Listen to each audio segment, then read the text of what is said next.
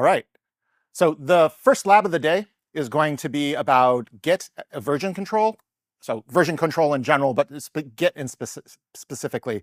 Um, it sort of Git seems to be the one, the version control system that most people are using these days, and it's the version control system that Rosetta uses as well.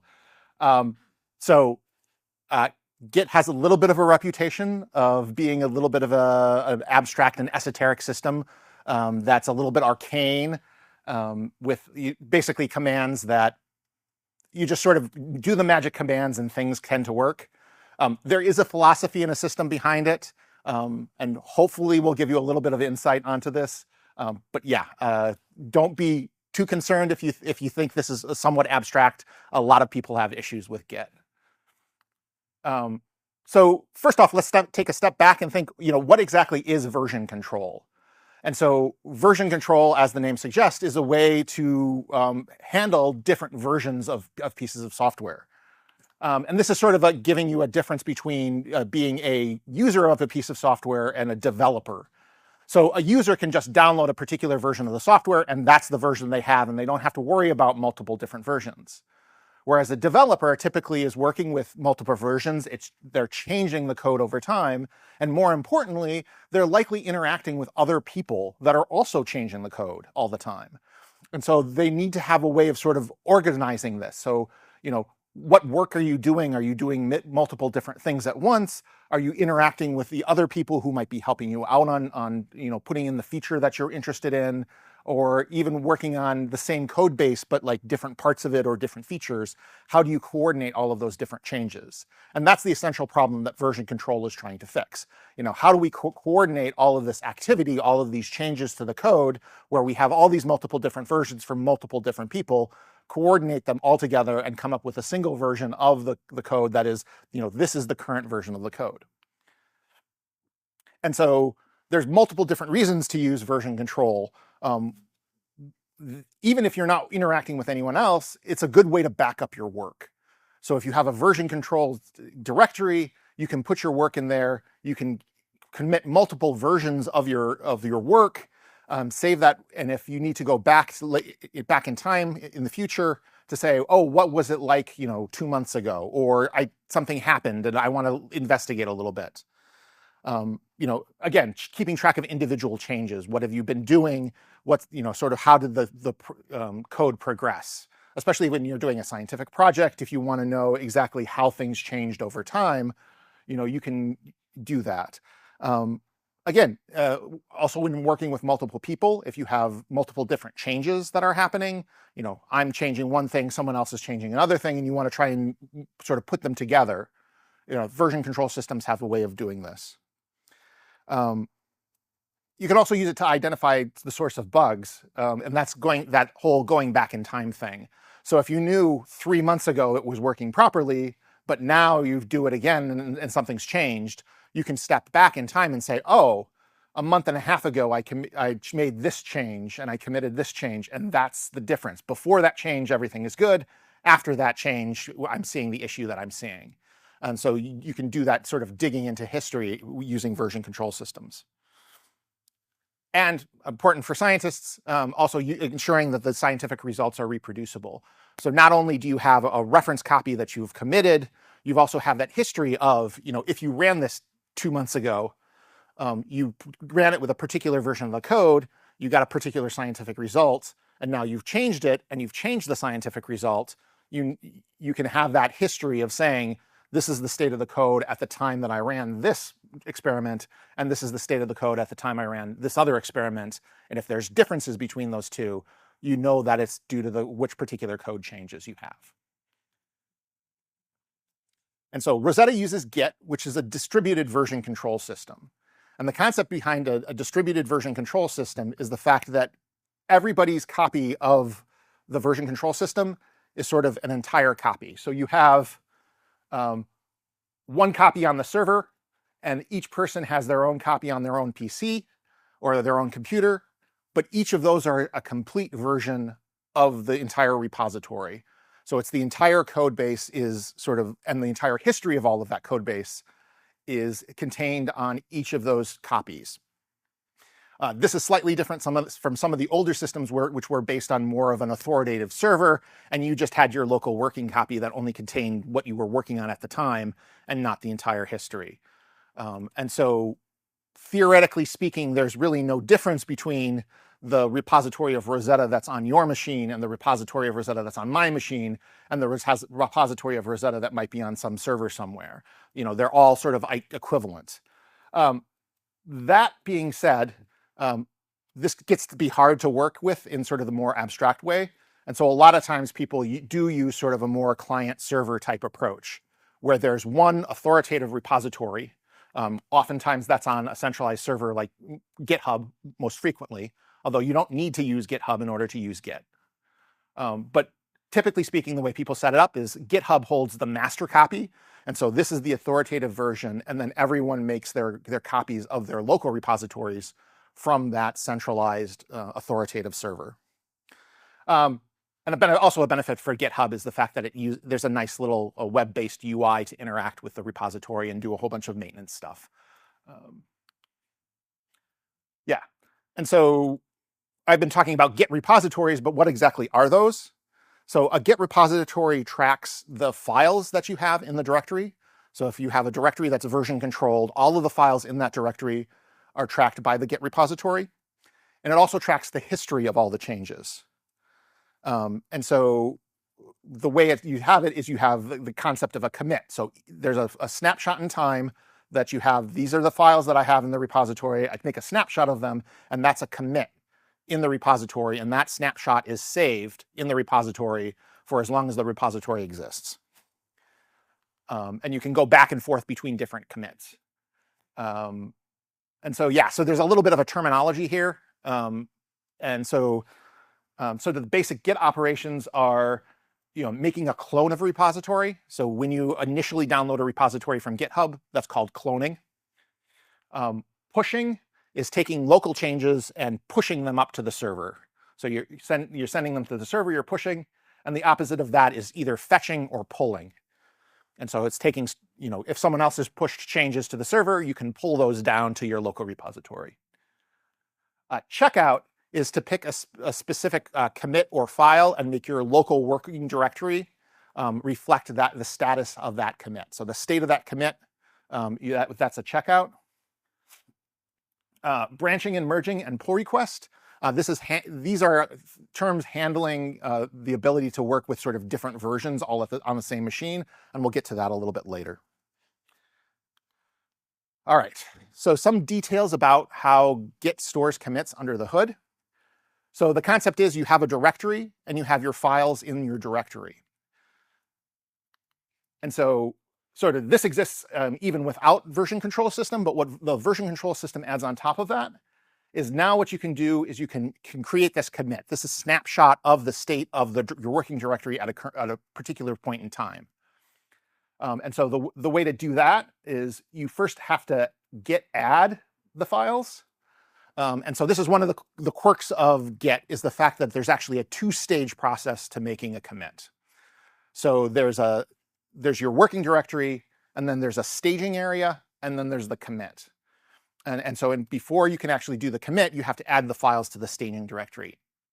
And once you get used to it, this is actually really powerful, because this allows you to pick and choose which changes go into a particular commit. So if you have some changes that you're sort of, not that, you can split up the changes into multiple different commits. Again, this is sort of a power user type approach, but that's why it's set up this way, is to allow you to do some of these more advanced things. But certainly what you can do is you can certainly you add everything and commit it. But you just have to remember that there's this two-stage process. So the two-stage process, we add all the files to the staging area, and then we commit those files into a commit. And so the git commit is then telling Git to make a snapshot and save that snapshot. And one of the important things about when you commit is you can attach a commit message. And so this tells the repository and tells everyone looking at the repository what exactly is going on with this commit. What changes have you made?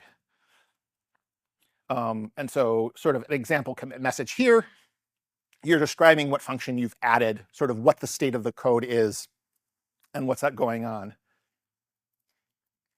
And so once you have the commit message and the commit, Git bundles all of this together and uses some computational functions to come up with what's called a hash. And so this hash identifier uniquely identifies a commit. And the important thing to remember is the fact that this is basically encoding the information of both sort of what the state of the directory is, what the state of the history is, and also sort of commit message and other sort of metadata information. And so if you change any of that, you're going to change what the SHA-1 hash is. All right. And then in addition to just storing individual commits, it actually stores a commit history.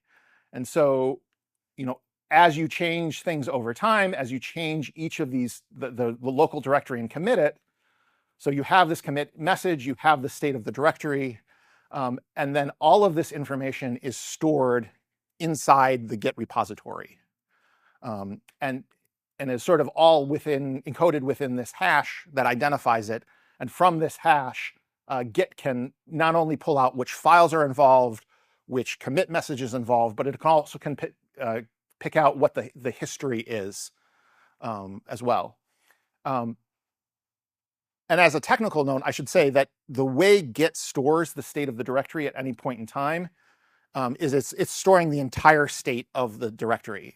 So it's not storing changes or alterations. What it's doing is it's storing the entire state of the directory, and then from the state of the directory and sort of the version history, it can back compute what the changes are.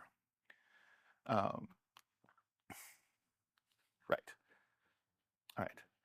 And so there's this sort of difference in the concept of you have your working directory, your working copy, and those are the files that you see. And then Git then stores in the repository history behind the scenes all of this information of, what is the history, what is the state in the past. And every time you use a Git commit, you're basically adding the current working state that you've staged into this repository history. All right. And sort of a little bit more, again, sort of emphasizing this, there is this difference between the working directory that you're using and the sort of the staging area and the Git repository. And so, you have to stage the files and then commit the files. And then when you sort of check out a particular state of the files, you take it from the Git repository in there. And again, emphasizing here that because sort of each of these repositories are sort of the entire repository unto itself, the Git commit itself does not update the server. It only updates your local version of the repository. Yes. Again, staging, you have to git add your files in order for Git to recognize the fact that these are the files that you want to commit. Git RM is sort of the inverse of add. Not quite. It's basically it stages a removal. It tells Git that this is a file that you want to remove. And so it stages the file removal, but it will also helpfully delete it from your local directory if it exists. But you can always git remove even if it's not on the local directory. And then there's also a helpful git move, which allows you to move files from one place to the other. But I guess technical note, this actually isn't anything special. This is just a convenience for a git add and git remove. Git is tracking files by their contents. And so there's no difference between a git add and a git remove versus just doing a git move itself. All right. So committing. Commits in Git are very lightweight. The Git client, the Git program has been programmed to be very efficient in handling commits. There's a lot of work behind the scenes to sort of deduplicate information. So when you're committing the entire state of the repository, it's a very efficient way of storing that in the history. And so you don't have to worry about commits being taking up space or having any sort of issue with respect to how many you make or that sort of thing. And so for that reason, you should commit often. Anytime you make a significant change, anytime that you have a state that you say, okay, this is a reasonable state of the code, you can commit that. You don't have to wait until you're done with everything before you commit. Honestly speaking, if you're committing multiple times a day, multiple times an hour even, depending on what you're doing, is perfectly reasonable. And it's also one of the major things is if you have a particular state and you're trying to, you're rewriting something or you're trying something out, it's often very good, important to commit a state before you do that sort of experimental thing or the thing that you're trying to sort of change everything around, because that gives you a commit that you can go back to. So if you mess up something with your rewrite, if the experiment doesn't work out, there's always that commit in the Git history that you can go back to. Yeah, and again, commits are cheap. The more the merrier. Feel free to make as many commits as you want to. But one of the things to keep in mind, though, is the fact that if you're going back to commits later, you need to know what the commit is. And so the commit message is very important. And so every commit has a corresponding commit message, and you should get in the habit of making decent commit messages. And there's ways to take a look at that as far as, git log will basically list the repository history, and will show you all the commit messages sort of in reverse chronological order. And there is a way of changing commit messages, but the one caveat on that is if you've shared that with someone else, if you've pushed that up to the GitHub server, there's issues as far as if you change a commit message, you actually change the SHA-1 hash, you change what the commit is. And so then when interacting with other people, then it's harder to match up. This is the commit on my branch, is this commit on someone else that's a branch that I've shared it with. So you can change things, but only change that locally before you push. Don't try and rewrite history too much. Yeah, and again, make commit messages informative. It's really easy especially if you're doing frequent commits, to just put in something that's a little bit not very helpful, just to fill out things out. But try and resist that urge, such that later on, when you do have to go back to here, you can actually understand what you were trying to do at the time. All right. Yeah, and here's an example of a real-life commit message that was committed to Rosetta, and it gives, a lot of information about what's happening, information about test changes, important things people who are looking at this commit might want to be aware of, that sort of thing. All right. So when we're changing the repository, multiple people are changing it at once, and also, you might be doing multiple different things. And so the Git has this concept called branching. And so instead of just having a single linear history, you can have this branched history. And so typically what happens is you often think about it as a feature branch.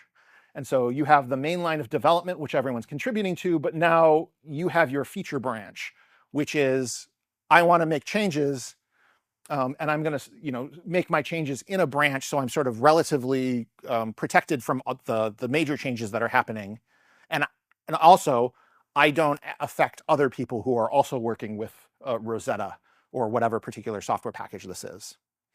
And again, this is a very common usage case, and so Git is set up to very efficiently work with branches.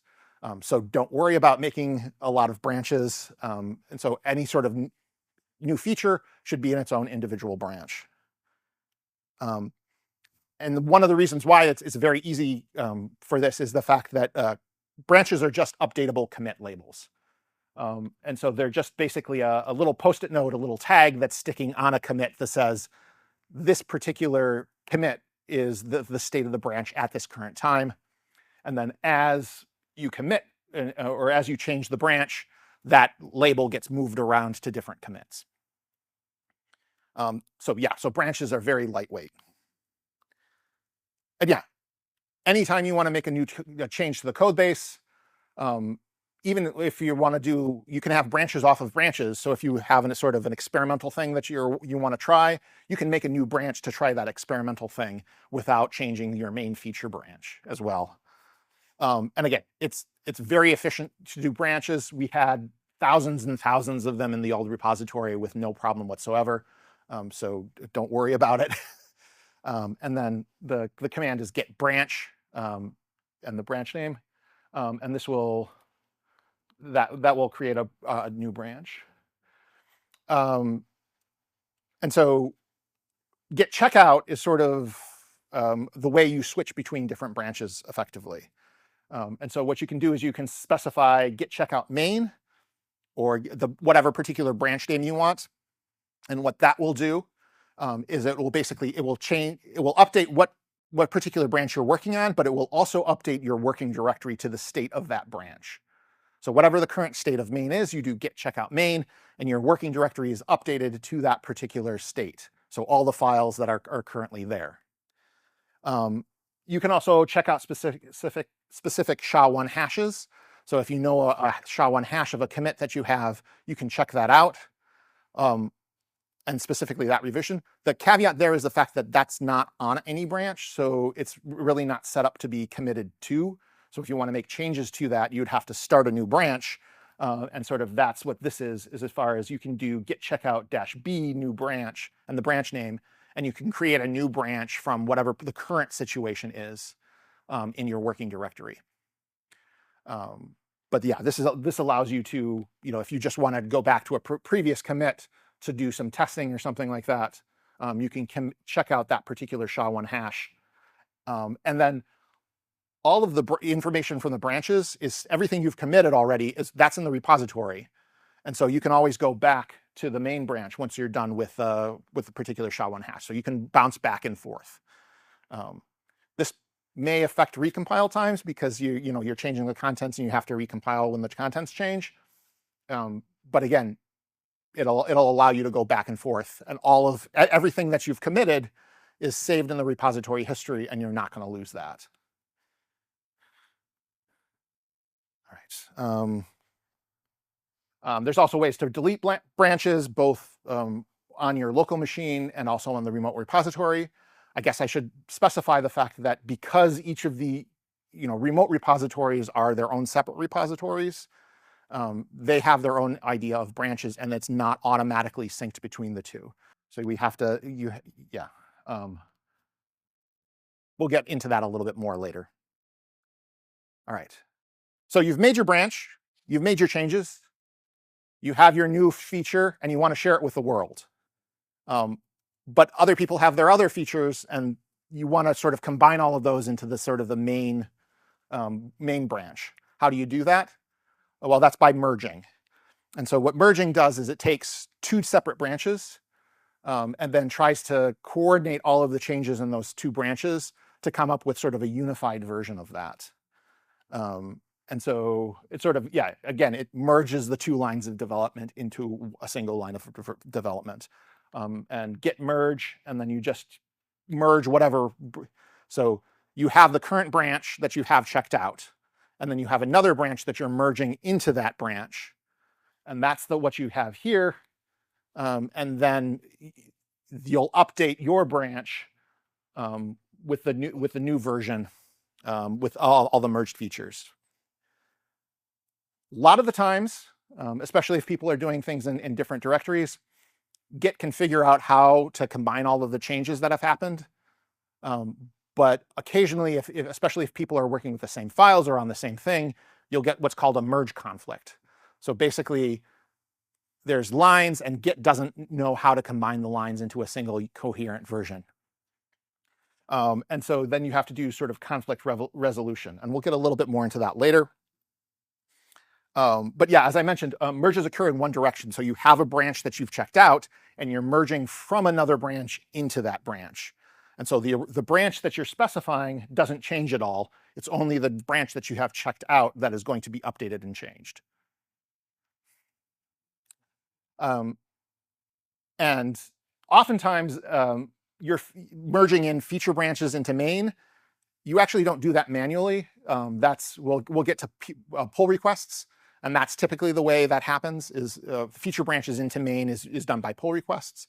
So typically, when you're doing local branches and local work, the most frequent merge you're going to run into is actually going to merge the updated main branch into your branch. So if someone has made changes to the main branch and you want to incorporate them into your feature branch to check to make sure everything is still working, you can do that with that command there. All right. Conflict resolution. So yeah, if multiple people are working on the same thing, or someone has updated something, you can sometimes get merge conflicts. And then Git will try and merge the two files as best as possible, but in the sections where it can't figure that out, it sort of makes this. So everything that it can sort of put together, it's fine. But then there's these conflict resolution markers here. And so head is what you have currently checked out. This is the new feature branch name that you've merged in. And so this is the sort of the difference that is showing. So this is the version that's in head.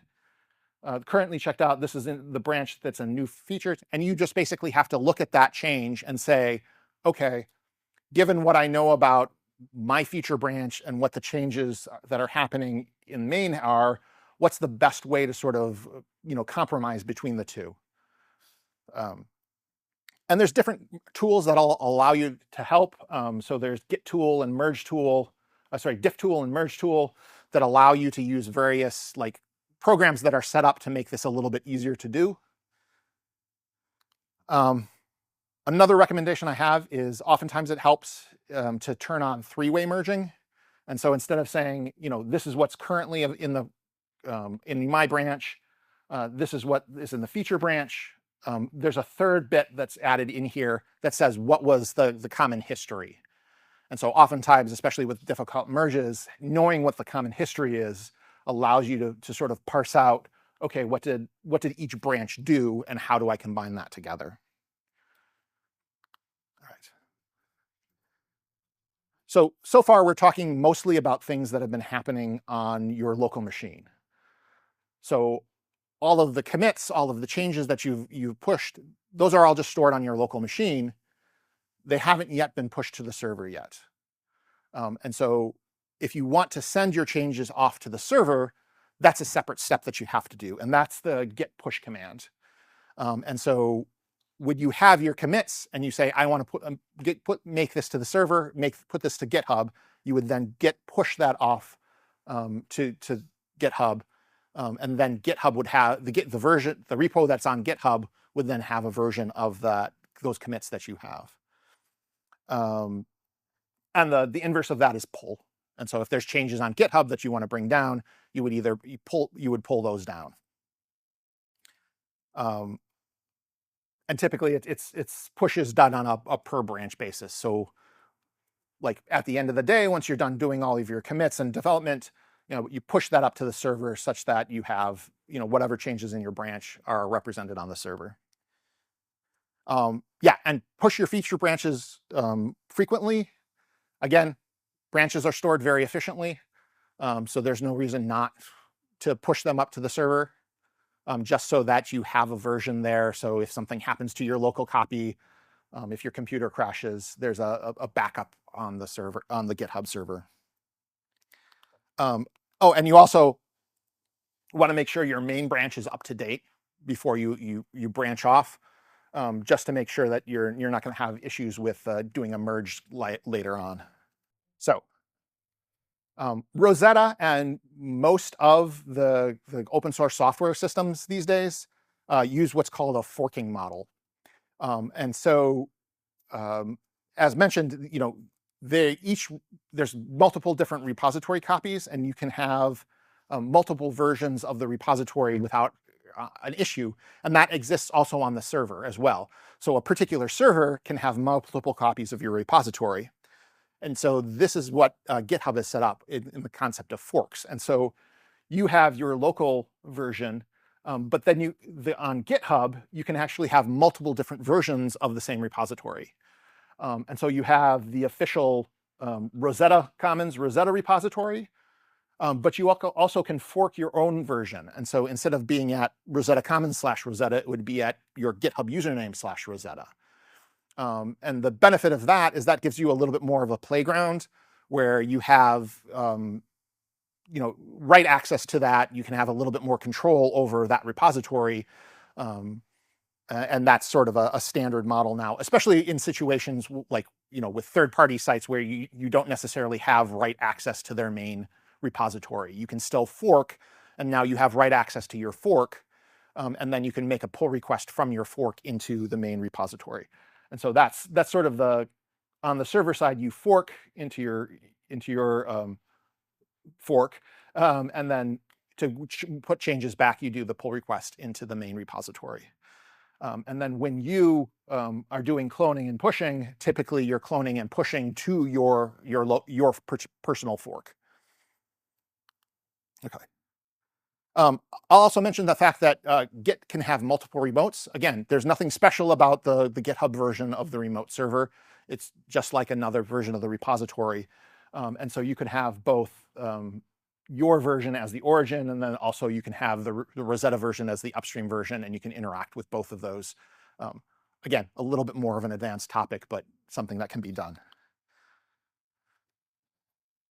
But the one thing to remember is the fact that your version of the fork is different from the Rosetta's version, the main authoritative version. And so as the main authoritative version from the Rosetta Commons ones updates and changes, that's not automatically going to be represented in your fork. And so you're going to have to manually update your fork. And luckily, GitHub makes that a little bit easy. So in your fork, there's going to be a sync fork button where you can just click that, and it'll give you an option to update the main branch. And so whenever your fork gets out of sync, you can just click that, and that's going to update your fork. And then once your fork has been updated, you can then pull the main down from your remote repository on your local client.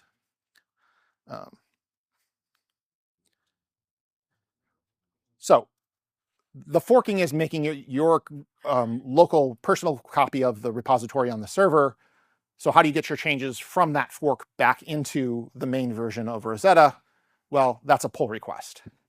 And so this is a feature on the GitHub website that allows you to say, I want to take these changes in this branch in my fork and merge them back into the main authoritative version of Rosetta. And so when do you open a pull request? Well, you can open it when your feature is complete, when you're satisfied that it's passed testing, or even just when you want to get community feedback. So if you're saying, I'm pretty much done, but I need people that give me feedback to say, do I need to change anything? All of this sort of stuff. You can open a pull request then. Yeah, and so pull requests are really, again, it's a system on the GitHub website that allows us to take a look at the changes that are being proposed, make comments, examine them, and that sort of thing. And so a part of the pull request system, again, allows people to go onto the GitHub website, take a look at the changes, and make comments on the changes to say, oh, did you consider doing this? Or maybe you forgot about this edge case or this particular bug. Or just, people can say, oh, that looks good, we should merge it. And so when you push to your branch, or there's a facility on the GitHub website where you can take a particular branch in your fork and say, I want to open a pull request with this particular branch. And that would open up this dialog here, where it allows you to make a pull request title, and then write a description of sort of what are you changing, why do you want this in Rosetta, what are you trying to do. And then also on the side over here, you can ask for reviewers. So if you know that there's someone who's expert in the code, or you think should take a look at this or give you assistance, you can request that they do a pull request review here. And then there's also labels as well. And one of the things we in Rosetta use labels for is testing. And so there's a bunch of numbered versions saying that has, which tests to tell the test server to do.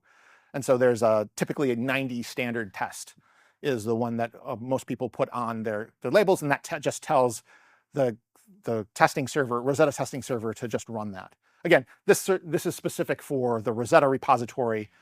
Other repositories have their own different way of running tests. Yeah, and then once you've actually submitted your pull request, then there's a list of different pull requests that are on the Rosetta Commons Rosetta website. So you can go to, if you go to the GitHub website for a particular repo, there's a tab up across the top that lists the open pull requests. And then you can see that your pull request is there, and anyone who's looking at the repository and looking for pull requests can see that, and then see what your changes are, and then potentially comment on those changes. An email also gets sent out for the people who are watching the repository to say, hey, there's a new pull request, if you have comments. Yeah, and an important rule is the fact that we're not directly pushing to main on the Rosetta Commons website. I think we actually have turned that feature off, so you physically can't do that.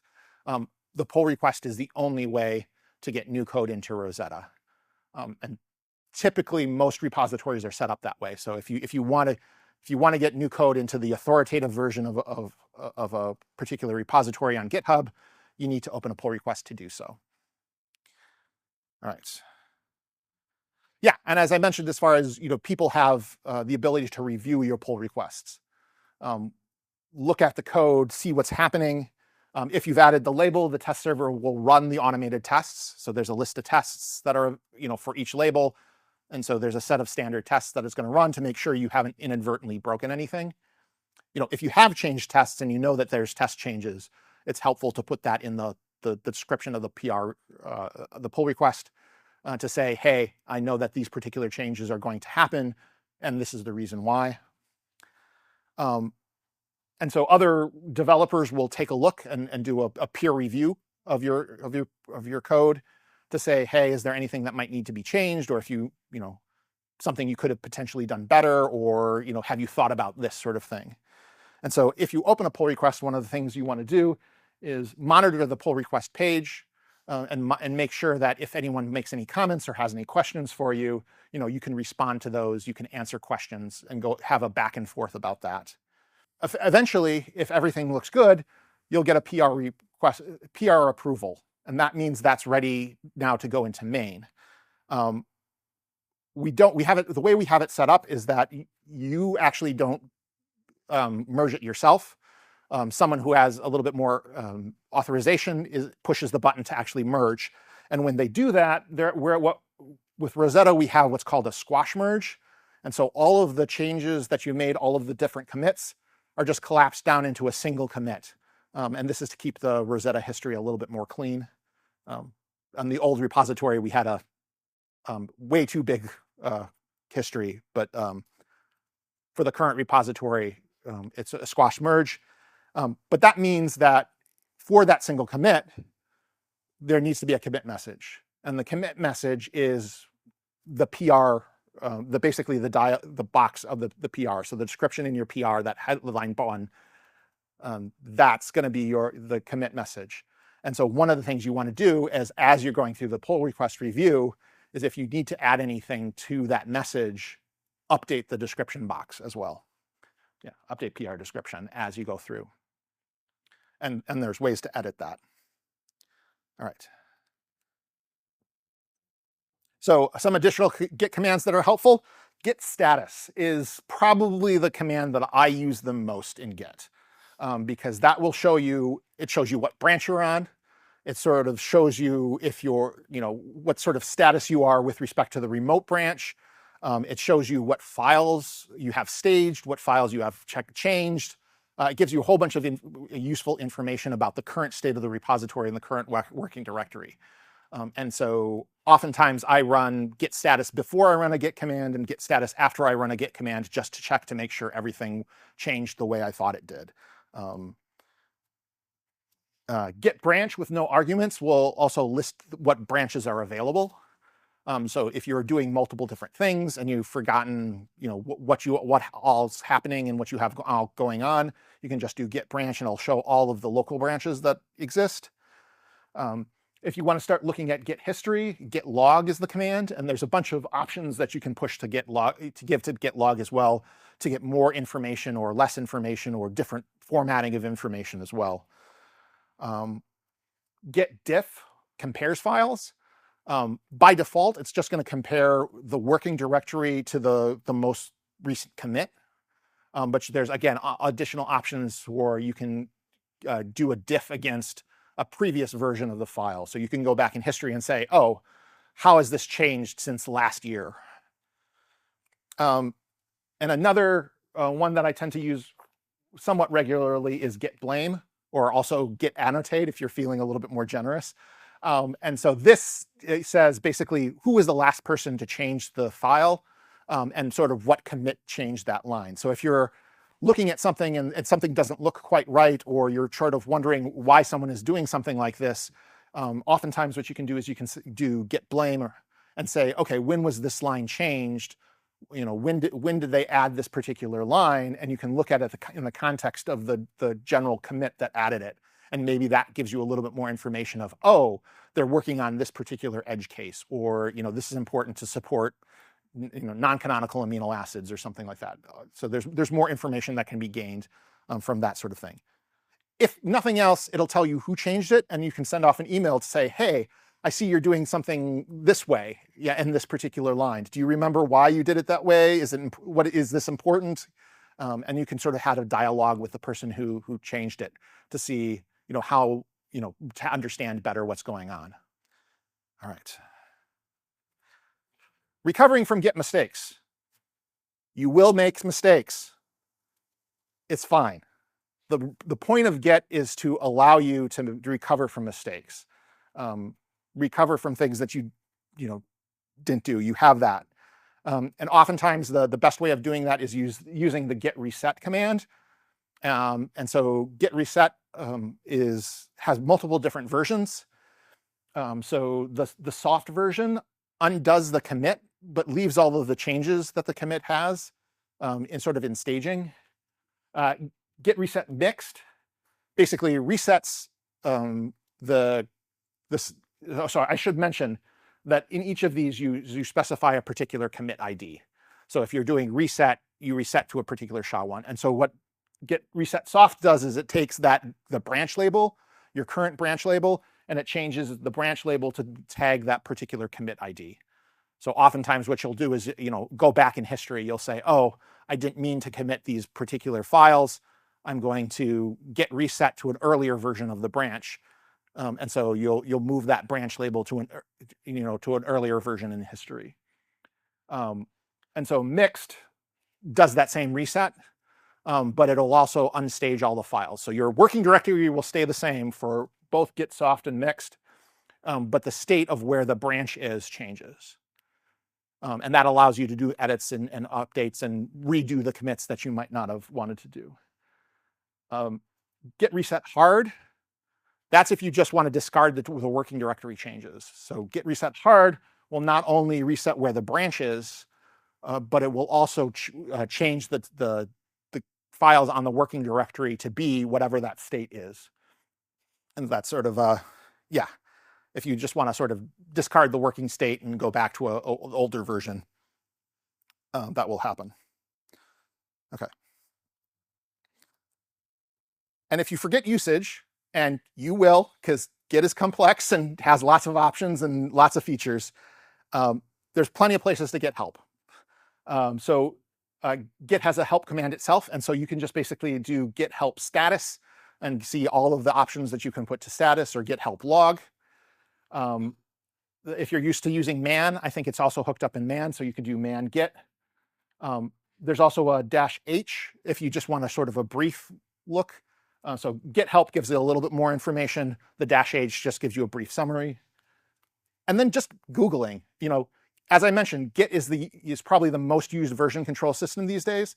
And so there's a lot of pages out there with help, especially because a lot of people need help with Git because it's very confusing. And then finally, ChatGPT or any of the other AI companions, you can ask them a question. And again, since there's a whole bunch of stuff on the web about using Git, they certainly will know about Git and how to use Git. So that's reasonable. If you're a little bit more old school, there's certainly books out there. Here's I believe we'll give you these slides so you don't have to necessarily write these down, but there's resources if you want a hard tree copy of things. And we also have a specific Rosetta Commons GitHub reference for things that might be a little bit more Rosetta Commons specific. But I think most of the stuff we're doing these days with Git is sort of the standard workflow that you expect. All right. I know that was a lot. And I know that it's very confusing, but is there any sort of questions? Again, we're going into a lab at a work at your own pace sort of thing. So you're going to get some experience with using Git. But do people have questions at this point in time? Yeah, so the question is, with the squashed merge, if there's conflicts, how does that work? The thing is, you can't merge unless it merges cleanly. So that's part of the PR process, is if there are conflicts that you have, if you do have merge conflicts with the main branch, you're going to have to resolve them in your branch first. So the way to do that would be to Git on your local machine, you would Git merge with the main branch, resolve the conflicts on your own machine, push those up to your branch, and then the PR automatically updates with the contents that you've updated. And so you have to resolve the merge conflicts before you can actually hit the squash merge button. Thank you. Yep. Yeah. How it user resolves the conflicts automatically? What does it mean automatically?